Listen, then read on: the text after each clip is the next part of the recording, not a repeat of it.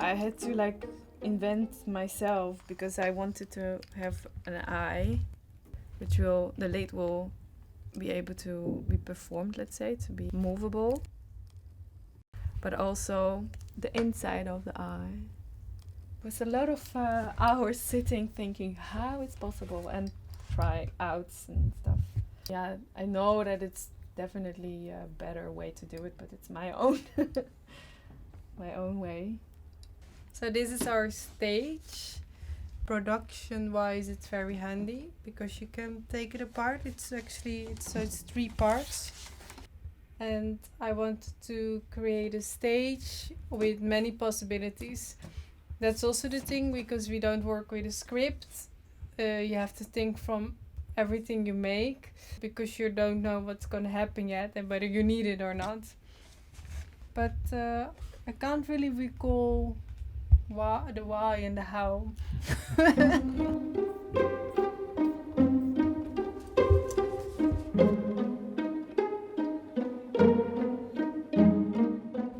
Yeah, actually we just start from making objects, and then we work with a theater director who also helps us how to create movement with those objects.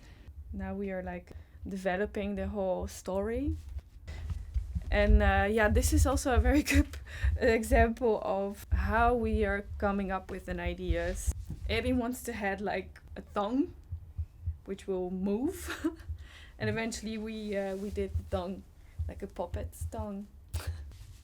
So it's also a strange combination of we are becoming, because we will be playing all those objects as well.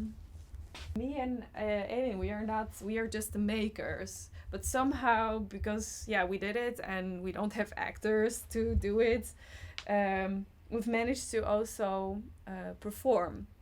But we are more like operators, in the sense that we are not actors. So we are making those objects and these things alive. That's the thing we do.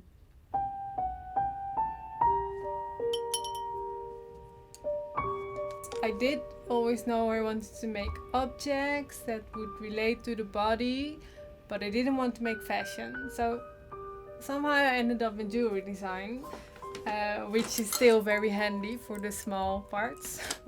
Actually, I discovered again that I really just like making things, and from out to making, ideas are generated, so not the other way around. For example, when I started sawing this piano, I first just sawed it like this, like closed, and then I thought, oh, but actually it's a piano, it should be able to open.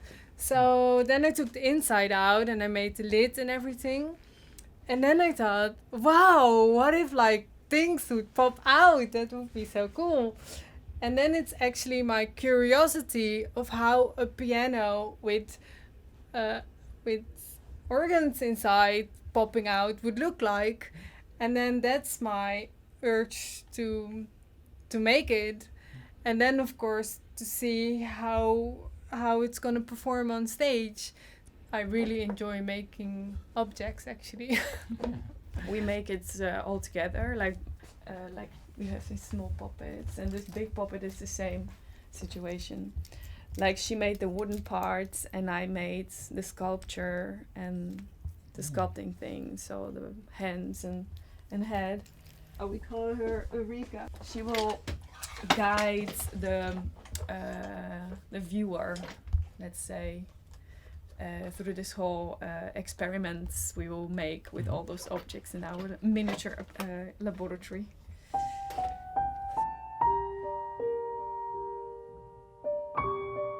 And it's becoming a part of you.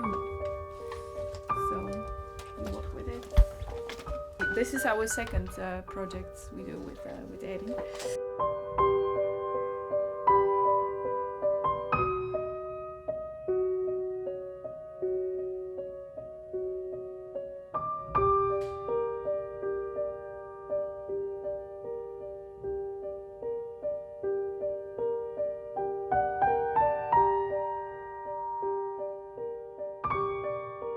things can come out of the last performance. So in the last performance we had some pop-out books out of paper, and then actually I wanted to do also something with pop-up books out of paper in this performance. The idea is that some kind of wild grow coming out of the stage, as if there's inside the stage all these intestines and things which are living, and then in the end of the performance I want them to come out.